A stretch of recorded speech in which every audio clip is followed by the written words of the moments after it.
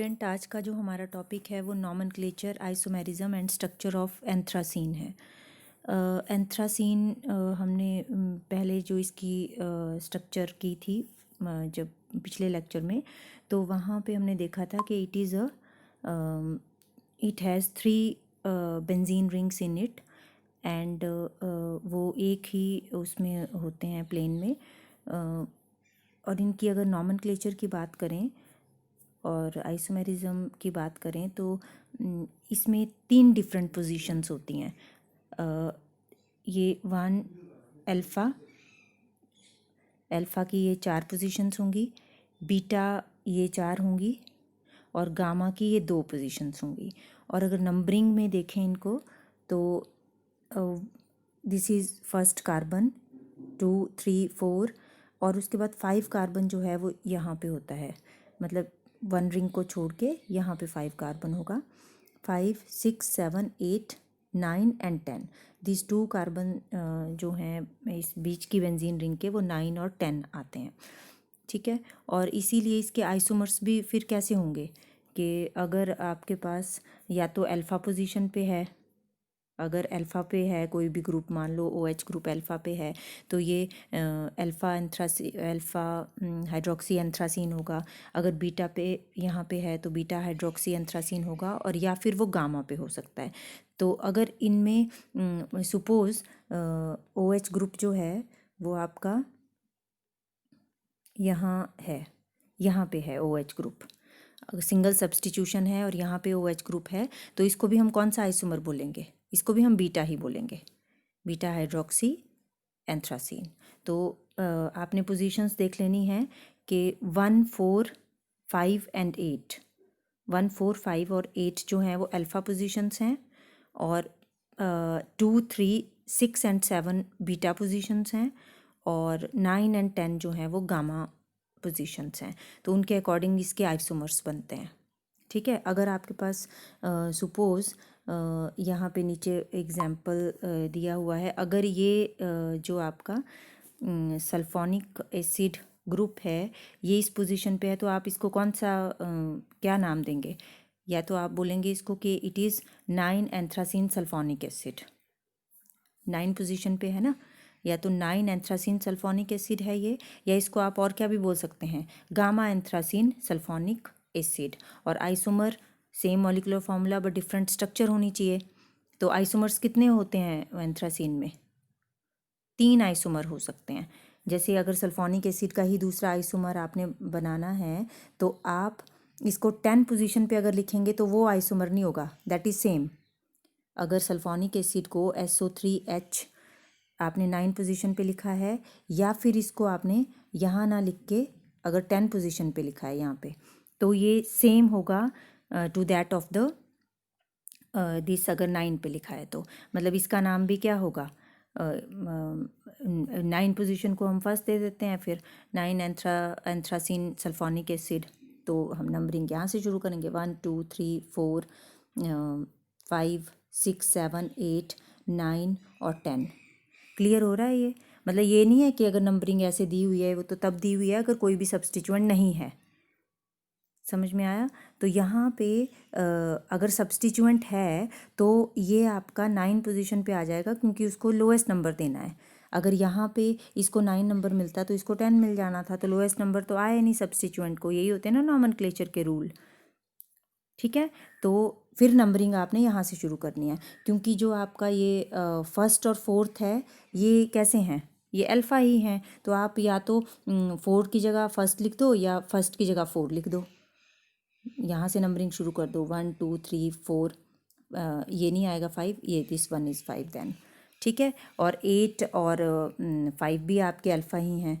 तो यहाँ पे आपको नंबरिंग का ध्यान रखना पड़ेगा अकॉर्डिंग टू कि आपका कहाँ पे सब्स्टिट्यूएंट लगा हुआ है। तो 3 आइसोमर्स हो सकते हैं, कौन कौन से? या अल्फ़ा होगा, या बीटा होगा, या गामा होगा। तो ये तो डिफरेंट सब्स्टिट्यूएंट्स के साथ दिया हुआ है। अगर सेम ही सब्स्टिट्यूएंट अगर है, सपोज़ यहाँ पे सारी जगह ही SO3H होता, तो ये फर्स्ट वाला होना था अल्फ़ा एंथ्रासीन सल्फोनिक एसिड, या 1 एंथ्रासीन सल्फोनिक एसिड। दूसरा होना था आपका, अगर यहाँ पे सल्फोनिक एसिड होता तो ये होना था बीटा एंथ्रासीन सल्फोनिक एसिड और बीटा की पोजीशन आपकी 2 एंथ्रासीन सल्फोनिक एसिड। और अगर यहाँ पे है तो दिया हुआ है 9 एंथ्रासीन सल्फोनिक एसिड। तो इसमें सिमिलर भी हो सकते हैं सब्स्टिट्यूएंट, तो 3 आइसोमर बने, आइसोमेरिज्म भी कर रहे हैं ना हम, तो कितने आइसोमर बने, एक ही मॉलिक्यूलर फार्मूला अगर सेम है और स्ट्रक्चर डिफरेंट हो जाएगी, मतलब एक का नाम अल्फ़ा हो जाएगा, एक का बीटा हो जाएगा और एक का गामा हो जाएगा। अब यहाँ पे डिफरेंट एग्जांपल्स दिए हुए हैं, जैसे यहाँ पे फर्स्ट पोजीशन पे लगा है क्लोरो, तो 1 क्लोरो एंथ्रासीन नाम होगा इसका। यहाँ पे नेमिंग में सल्फोनिक एसिड एक ऐसा है जिसको कि आप लास्ट में नाम करते हैं। बाकी तो अगर नाइट्रो लगा हुआ है तो 2 नाइट्रो एंथ्रासीन या बीटा नाइट्रो एंथ्रासीन, इस तरह से हम नेमिंग करेंगे। तो नॉमेनक्लेचर इनकी सिर्फ आपको पोजीशंस का पता होना चाहिए। आइसोमेरिक पोजीशन कौन कौन सी हैं, अल्फ़ा है, आइसोमेरिक पोजीशन दूसरी आपकी बीटा है और तीसरी आपकी गामा है, ठीक है। देन उसके अकॉर्डिंग ही इसकी नॉमेनक्लेचर होती है। लेकिन सपोज़ अगर डाई सब्स्टिट्यूशन हो जाए, अगर डाई सब्स्टिट्यूशन हो जाए, सपोज़ यहाँ पे क्लोरो लगा हुआ है और उसके बाद आपका क्लोरो जो है वो यहाँ लग जाता है, एक और डाई सब्स्टिट्यूशन हो गई, तो फिर इसका नाम आप अल्फ़ा बीटा करके नहीं दे सकते, फिर आपको इसको नंबरिंग से ही नेम करना पड़ेगा। मतलब 1,4 डाई क्लोरो एंथ्रासीन होगा इसका नाम, फिर 1 और 4 डाई क्लोरो एंथ्रासीन। क्लियर हो गया। तब आपने नंबरिंग ही करनी है और जिस भी पोजीशन पे आपके ग्रुप लगे हुए हैं अकॉर्डिंगली आपने नंबरिंग करनी है, ठीक है। कई बार ऐसा हो सकता है कि आपका जो है सपोज़ यहाँ पे भी लग गया हुआ है कोई ग्रुप, नाइट्रो ग्रुप लग गया हुआ है या कोई भी और ग्रुप लग गया है, तो आपने स्मॉलेस्ट नंबर देना है सब्स्टिट्यूएंट को, ठीक है, वो ध्यान रखना है। और दूसरा आपने देखना है कि किसको अल्फ़ाबेटिकली पहले लेते हैं, क्लोरो को लेते हैं कि नाइट्रो को लेते हैं। तो क्लोरो पहले आता है तो 1 2 3, तो ये 1 2 1 3, 1 पे क्लोरो, 1 क्लोरो 3 नाइट्रो एंथ्रासीन होगा इसका नाम। तो इस तरह से आप लोग यहाँ पे इसकी नॉमेनक्लेचर एंड आइसोमेरिज्म कर सकते हैं। तो ये वही स्लाइड डिस्कस की हुई है, इसका नाम है 1,4 डाइब्रोमो एंथ्रासीन, ये देखिए 1,4 dibromo anthracene, 2,6 di methyl anthracene, ये सेकंड पोजीशन है। उसके बाद 4, ये देखिए ना 3 4, this is 5 and this is 6। इसको नहीं दे देना है कहीं बीच में आपने 5 नंबर, ये ध्यान रखना है कि इसको 5 नंबर ना मिल जाए बीच में। कई बार ये गलती कर देते हैं स्टूडेंट्स, इसको 9 और मतलब 9 एंड 10 ही पोजीशन इसको मिलेगी और नहीं मिलेगी इसको। देन नेक्स्ट है आपका resonance structure of the anthracene. तो रेजोनेंस स्ट्रक्चर की अगर आप बात करें तो इसमें जो है एंथ्रासीन में, ये देखिए अब आप रेजोनेटिंग स्ट्रक्चर में जो ये 3 स्ट्रक्चर्स हैं, हमने रेजोनेटिंग स्ट्रक्चर में इसकी रेजोनेंस एनर्जी और एक्सरे डिफ्रैक्शन स्टडी से बॉन्ड लेंथ जो होती है उससे इसकी रेजोनेटिंग स्ट्रक्चर्स जो हैं वो आती हैं, या फिर वो इसके लिए एविडेंसेस होते हैं रेजोनेटिंग स्ट्रक्चर्स के लिए। तो यहाँ पे जो फर्स्ट रेजोनेटिंग स्ट्रक्चर है, इसमें आप देख रहे हैं कि नंबरिंग अगर आपने इस तरह से की है, यहाँ पे 1 किया है, 1 2 3 4 5 6 7 8, तो यहाँ पे 1 बेंजीन रिंग इज़ इंटैक्ट, ठीक है। देन सेकंड पे अगर आप देखें, एक तो 1 बेंजीन रिंग इंटैक्ट है, और दूसरी चीज़ आपने क्या देखनी है कि फ़र्क सिर्फ यहीं पे ही होगा, या 1 और 2 के बीच में डबल बॉन्ड है या 2 के और 3 के बीच में डबल बॉन्ड है, बाकी तो आ जाते हैं फिर एडजस्ट हो जाते हैं सारे बॉन्ड, अल्टरनेट पोजीशन पे रहते हैं ना। तो 1 एंड 2 पोजीशन पे डबल बॉन्ड है, इसमें 2 चीज़ें हैं, एक तो 1 बेंजीन रिंग इंटैक्ट है और दूसरा 1 और 2 पोजीशन पे डबल बॉन्ड है। सेकंड अगर रेजोनेटिंग स्ट्रक्चर देखें आप, तो इसमें जो डबल बॉन्ड आता है मतलब इसमें आपकी 2 बेंजीन रिंग इंटैक्ट हो जाती हैं नेप्थलीन की तरह, इस तरह, और 1 और 2 पोजीशन पे डबल बॉन्ड आया है। क्लियर हो गया। ये हो सकती है second resonating structure. Third resonating structure में भी 2 बेंजीन रिंग इंटैक्ट हैं, 1 दिस, और 1 और 2 पोजीशन पे डबल बॉन्ड आया है, ये थर्ड रेजोनेटिंग स्ट्रक्चर है। और फोर्थ रेजोनेटिंग स्ट्रक्चर जो है वो इसमें आपका 1 बेंजीन रिंग इंटैक्ट है और फर्स्ट और 2 के बीच में डबल बॉन्ड नहीं है, 2 और 3 के बीच में डबल बॉन्ड आया है। यहाँ पे 1 और 2 के बीच में है इन तीनों स्ट्रक्चर्स में, और यहाँ पे 2 और 3 के बीच में डबल बॉन्ड है। These 4 are the possible resonating structure of the naphthalene. अब अगर बात करें हम evidences in favour of the resonance of anthracene, तो एक्सरे डिफ्रैक्शन एनालिसिस जो है that revealed that all the carbon carbon bond length जो है in the anthracene are not equal. पहली बात तो सारी की सारी इक्वल नहीं होंगी, नेचुरली कुछ डबल बॉन्ड में आएंगी, कुछ डबल बॉन्ड में मीन्स स्मॉलर होंगी, और कुछ जो हैं वो आपकी सिंगल बॉन्ड मीन्स लार्जर होंगी बॉन्ड लेंथ उनकी। तो एक्सरे डिफ्रैक्शन स्टडीज से हमें यहाँ पे एक ऑब्जर्वेशन आती है कि एंथ्रासिन में जो C1 और C2 बॉन्ड लेंथ है, C1 और C2 मतलब 1 और 2 बॉन्ड लेंथ जो होती है दैट इज़ वो कितनी होती है 137 पिकोमीटर, 137 पिकोमीटर रहती है। और 2 और 3 के बीच की बॉन्ड लेंथ जो है, ये 2 और 3 की बॉन्ड लेंथ जो है, ये ना 2 और 3, ये वाली बॉन्ड लेंथ जो है वो 142 पिकोमीटर रहती है। तो जब एक्सरे डिफ्रैक्शन से हमें इसकी बॉन्ड लेंथ का पता चला तो हमने क्या देखा कि C1 और C2 की बॉन्ड लेंथ स्मॉल होगी, दिस इज स्मॉल होगी, तो मीन्स यहीं पे ही डबल बॉन्ड होगा। इसकी जो रेजोनेंस हाइब्रिड स्ट्रक्चर बनेगी उसमें आपने डबल बॉन्ड जो है वो देखेंगे आप। रेजोनेंस हाइब्रिड में तो जब आप बनाते हैं इसकी तो या फिर आप एंथ्रासिन की भी बनाते हैं या नेप्थलीन की भी बनाते हैं तो सब में डॉटेड लाइन करके मतलब डबल बॉन्ड करेक्टर आपका सारी ही रिंग पे शो कर देते हैं। पर अगर आप इसकी कंट्रीब्यूशन देखें कि what is the contribution out of these 4, किसकी कंट्रीब्यूशन रेजोनेंस के लिए सबसे ज़्यादा होगी, तो एक्सरे डिफ्रैक्शन स्टडी से हमें पता चलता है कि जहाँ पे C1 और C2 के बीच में डबल बॉन्ड रहेगा जिन स्ट्रक्चर में, उसकी कंट्रीब्यूशन सबसे ज़्यादा होगी towards the resonance hybrid structure. तो किन किन में है डबल बॉन्ड, ये देखिए 1, 2 एंड 3 में C1 और C2 के बीच में डबल बॉन्ड है। तो यहाँ से हमें पता चलता है कि C1 और C2 के बीच में जो इसकी रेजोनेंस हाइब्रिड स्ट्रक्चर होगी उसमें C1 और C2 के बीच में डबल बॉन्ड रहेगा ही रहेगा, ठीक है। और सेकंड जो है मतलब इन जो ये 3 का कंट्रीब्यूशन है वो आपका कितना है, मतलब C1 और C2 में डबल बॉन्ड हो तो उसमें 3 आउट ऑफ द 4 स्ट्रक्चर्स जो हैं वो डबल बॉन्ड करेक्टर शो करती हैं C1 एंड C4 में, और 1 आउट ऑफ द 4 शो करती है C2 और C3 में डबल बॉन्ड। तो इन तीनों का 1, 2 और 3 का कंट्रीब्यूशन सबसे ज़्यादा रहेगा, पहली बात। दूसरी चीज़ आ जाती है इसमें, एविडेंस आ जाता है रेजोनेंस एनर्जी का। तो रेजोनेंस एनर्जी जो होती है वो एंथ्रासिन की वो होती है 352 किलो जूल पर मोल, ठीक है। और अगर आप इसको देखें कि 352 किलो जूल पर मोल अगर इसकी रहती है तो पर बेंजीन रिंग कितनी एवरेज रेजोनेंस एनर्जी कितनी आई पर बेंजीन रिंग, एवरेज जो आ जाती है वो 352 डिवाइडेड बाय 3 आएगा, है ना, 3 बेंजीन रिंग है ना, तो कितना आएगा इसमें 117.3 किलो जूल पर मोल।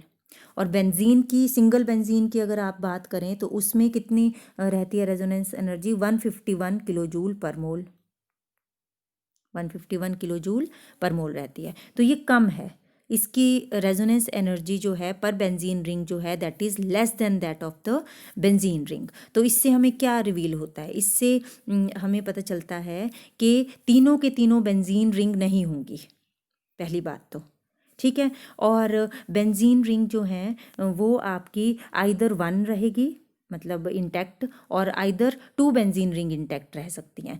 तो इसमें जो है वो 2 बेंजीन रिंग इंटैक्ट रहती हैं, तो स्ट्रक्चर 2 और 3 का इम्पैक्ट सबसे ज़्यादा होगा टूवर्ड्स रेजोनेंस हाइब्रिड स्ट्रक्चर।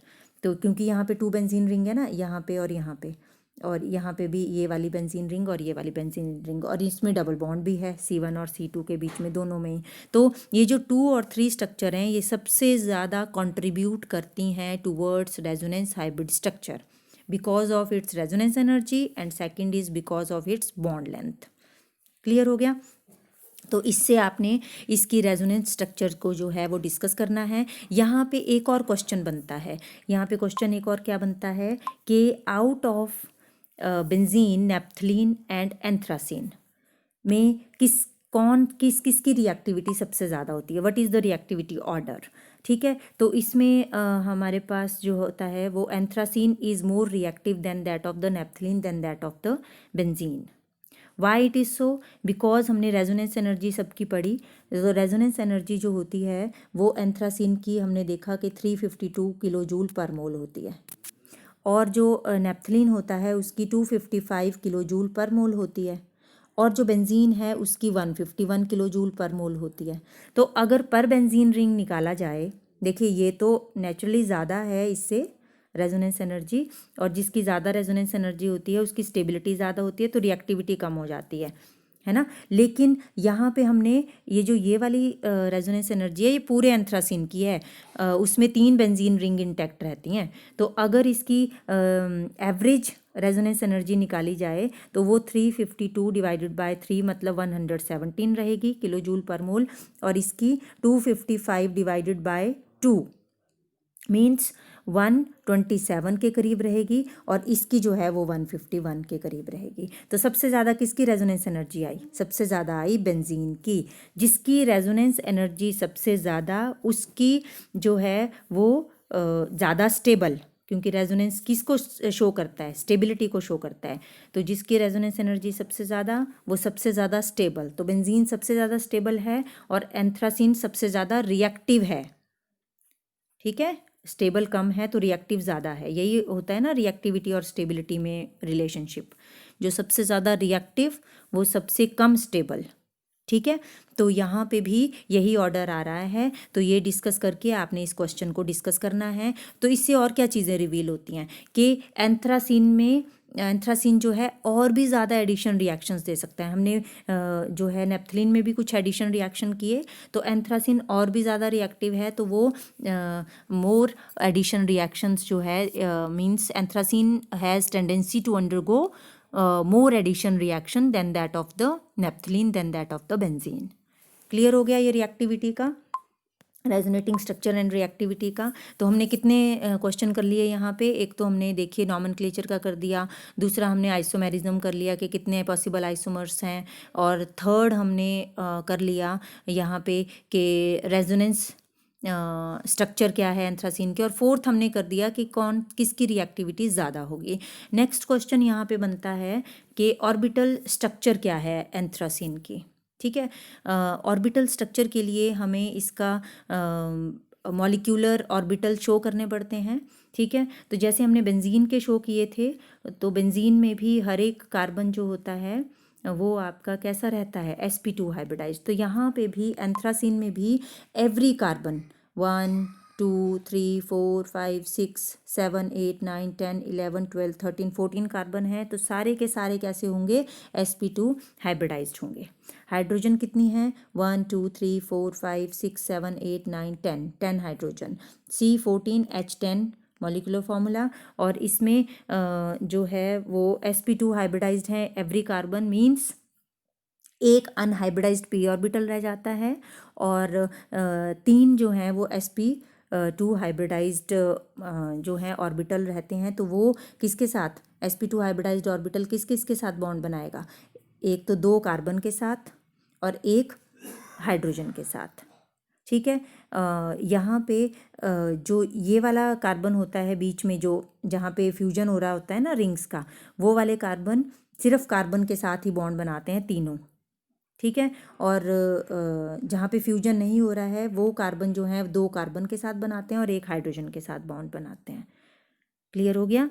जहाँ पे फ्यूजन हो रहा है वहाँ पे सारे के सारे ये देखिए कार्बन के साथ, यहाँ पे भी कार्बन के साथ बॉन्ड बन रहा है, यहाँ पे भी कार्बन के साथ, और यहाँ पे भी कार्बन के साथ, ये वाले कार्बन का। ठीक है, और हर एक के आपने एक एक अनहाइब्रिडाइज्ड p ऑर्बिटल बता देना है। जब एक एक अनहाइब्रिडाइज्ड p ऑर्बिटल है तो आपके टोटल इलेक्ट्रॉन कितने होंगे? जितने अनहाइब्रिडाइज्ड p ऑर्बिटल हैं। टोटल इलेक्ट्रॉन कितने हैं जो हाइब्रिडाइजेशन में नहीं गए? 14। टोटल इलेक्ट्रॉन कितने हैं इसमें? 14 इलेक्ट्रॉन्स। 14 इलेक्ट्रॉन्स का मतलब क्या है कि how many pi electrons are there? Pi electron कितने हैं? 14 पाई इलेक्ट्रॉन्स हैं। 14 पाई इलेक्ट्रॉन्स अगर हैं तो क्या हक्कल रूल फॉलो हो रहा है? हक्कल रूल क्या होता है? 4n + 2 pi electrons.